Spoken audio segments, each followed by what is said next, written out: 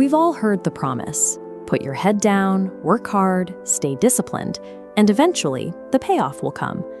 To test that promise, let's look at a controlled scenario.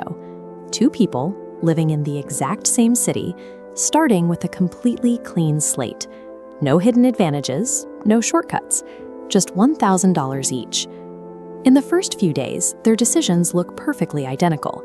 They both need food, they both need a place to sleep. So they spend a small fraction of that initial cash on basic survival. On the surface, they are exactly tied. But underneath, a subtle psychological split has already happened.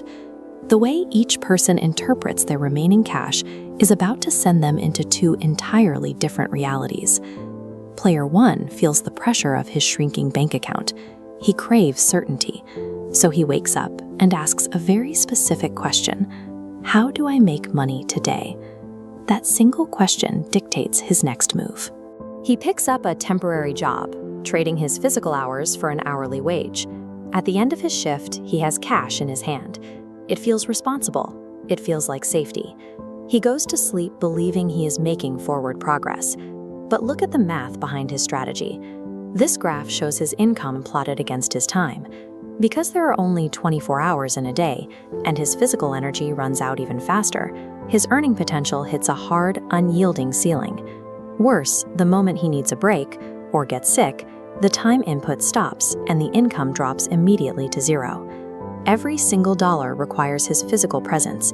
He hasn't actually made progress. By doing everything right, he has successfully locked himself inside a loop of pure survival. Player two takes a completely different approach. Instead of rushing to secure a daily wage, he asks a question that feels almost dangerous. How do I stop needing to trade my time? Rather than taking the first available job, he delays the relief of immediate income. He spends his first few days observing his environment, watching where money naturally flows. Then he makes his move. He uses part of his $1,000 to buy a few basic tools, and he offers a service. But he doesn't do the physical labor himself. Instead, he hires two people who are actively looking for daily work. He removes himself from the physical equation. His new job is coordination, finding a client with a problem and connecting them with the labor to solve it. It requires giving up the comfort of a guaranteed daily paycheck, but decoupling physical presence from earning potential is the absolute prerequisite for building actual wealth. By week 2, player 1 is exhausted. His body is breaking down under the required output, while player 2 is comfortably preparing to expand. Player 2 scales his operation. His 2 workers become 4. He refines his system, negotiating better pricing with clients and widening his profit margins. Comparing their trajectories on a chart, the mechanical difference is obvious. Player 1's physical effort creates a flat, linear progression. Player 2's system generates a sharp, exponential curve. Because he isn't bound by biology, he multiplies his income without doubling his working hours.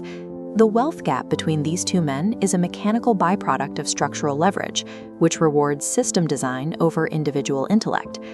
At the end of 30 days, the experiment concludes. Both players have consumed the exact same initial resource of $1,000. Their realities couldn't look more different. Player 1 has built a fragile dependency on a constant stream of wages. Player 2 has engineered a robust system that sustains itself. Player 1 looks at the outcome and feels confused. He showed up early, he worked hard, he played exactly by the rules he was taught.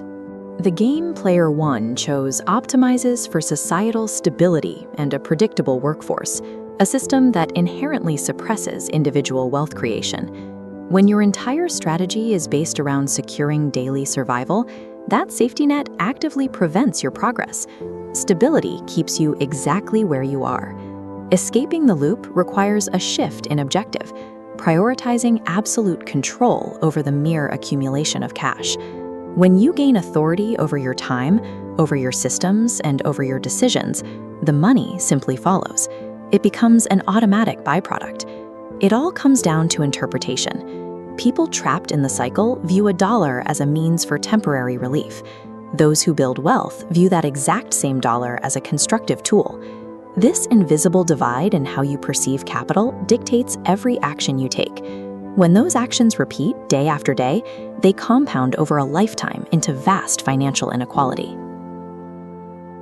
As you look at your own time and your own resources, you have to ask yourself, what game are you actually playing?